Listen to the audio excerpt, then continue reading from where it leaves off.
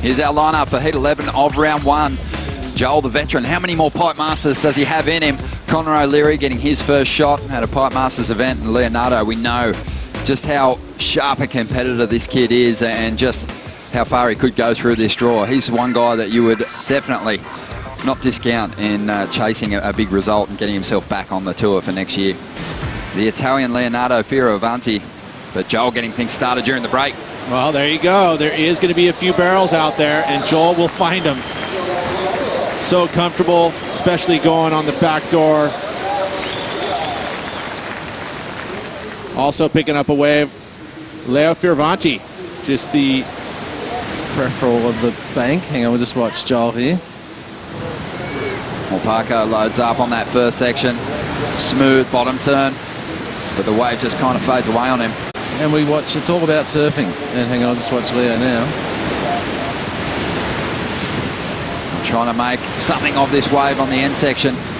Just gets his board just on top of the lip enough to complete that float. All right, Rich, we'll let you get back to work. Thanks for your time as we see Leo taking off now, driving down the line. Nice speed float there to set up this next section. And he throws that tail. That's desperation right there, hanging on to that move. He knows how important this heat is. You kind of look at what is the best opportunity to finish in quality surf, and then you work back from there. I mean, you look at Wednesday and Tuesday, that was a nice turn there. I mean, that nice finish from Leo, and I think this is going to be, well, this will be his best wave by far, and probably will move in the lead. But looking at the forecast, like going, hey, which day is going to have the best opportunity to finish in high quality surf? As we watch the drift there, and this is the innovation or progression that we are going to see today. Having a look at this one, Connor uses his priority though. Just a set-up turn to get to this final section. Does well to whip his board up vertically, throw a bit of water. I think that's one of the advantages that Connor has at his back end. So yeah, it's kind of crazy. Like Seabass was surfing gums, I was surfing backdoor, and Ian was surfing off the wall. So I've never really had a heat out here like that. Went for a huge move on the Sunset Bowl and tweaked his knee, and he's going to spend some time out of the water. We saw him out there in the first round. Looked like he was really suffering some pain. For Stu Kennedy. So nice little quick barrel for Joel Parkinson. So he's going to add to that 5.83. Maybe not much though. Quick in and out. Be interesting to see what the judges score those smaller barrels. And also getting away was Leo Fioravanti, but not able to complete the last move. And Connor going for some progression here. We saw him do one of those yesterday at a free surf down the way. And here goes Joel Parkinson on a little backdoor one that looks like it's got a nice ball on it. Let's see what he can do. Drives up into this first section. Probably didn't connect the way he would have liked, but tried to make up for it on the second move. He's out in front trying to get rid of a 3.33. Two big sections, and that was, then you go excellent. Here goes Leo. Just a speed turn, really, to keep on pace with this wave down the line. It does well to jam that end section, but you can see his back foot just lost the tail pad there, and he went down.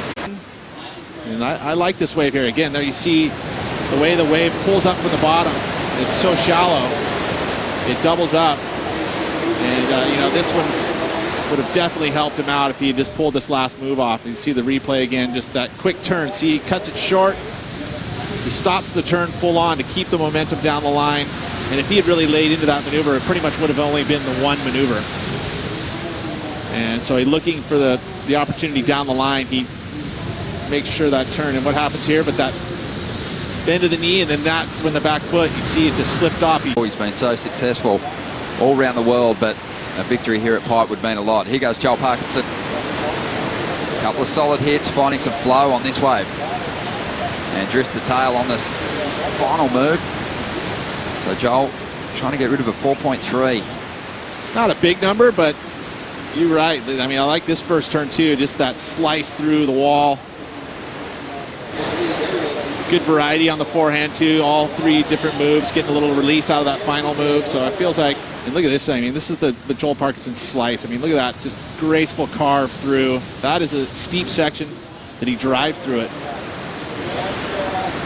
Connor up now and trying to answer to Joel's last ride.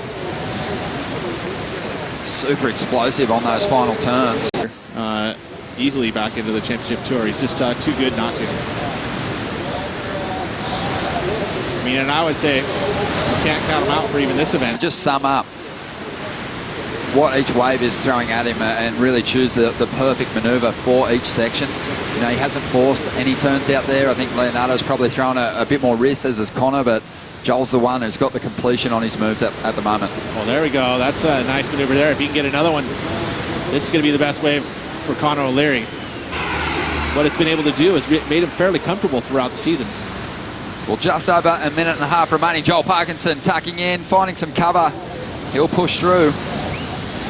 And what can he do on the end to complete this wave? Nice little laid-back slide. In the beginning of the heat, although this one he gets some maneuvers, again, sets it up beautifully. You know, so comfortable in the little sandbar conditions. You know, he reads those so well. I mean, that looked like a little bit of snapper rocks right there. But I just don't think there was enough criticalness in that final maneuver to really turn the number into the 6.22 he needed. But look at that setup. I mean, that's all of, you know, when you can have a read like that, and that's his experience. You know, it's just too bad that that wave didn't actually really bowl out a little bit more for the exit, because he didn't have that clean exit.